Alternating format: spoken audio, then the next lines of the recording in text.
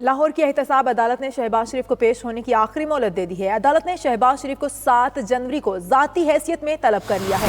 احتساب عدالت کے جج امجد نذیر چودھری نے تحریری حکم نامے میں کہا ہے کہ شہباز شریف کو یہ آخری موقع دیا جاتا ہے۔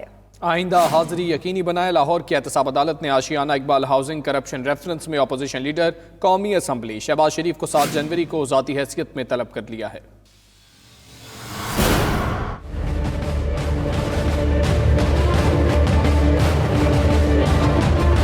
آشیانہ اقبال کرپشن ریفرنس سے متعلق احتساب عدالت کے جج امجد نذیر چودھری نے سماعت کی۔ عدالت نے شہباز شریف کو 7 جنوری کو ذاتی حیثیت میں طلب کرتے ہوئے تحریری حکم نامہ جاری کر دیا۔ حکم نامے میں لکھا گیا کہ شہباز شریف آشیانہ اقبال کرپشن ریفرنس میں مسلسل عدالت سے غیر حاضر ہیں، اب ان کو آخری موقع دیا جاتا ہے۔ 7 جنوری کو شہباز شریف ذاتی حیثیت میں عدالت میں پیش ہوں۔ اپوزیشن لیڈر کی مسلسل غیر حاضری سے عدالتی کارروائی متاثر ہو رہی ہے۔ نیب پروسیکیوٹر نے عدالت کے روبرو موقف اختیار کیا کہ 16,000 شہریوں نے آشیانہ اقبال کے لیے 61 کروڑ روپے جمع کروائے۔ پنجاب لینڈ ڈیولپمنٹ کمپنی نے 20 جنوری 2015 کو معاہدہ کیا، لیکن 3 سال گزرنے پر بھی منصوبہ مکمل نہ ہو سکا۔ کمپنیوں کی نااہلی کی وجہ سے حکومت کو 64 کروڑ 50 لاکھ روپے سے زائد رقم کا نقصان اٹھانا پڑا۔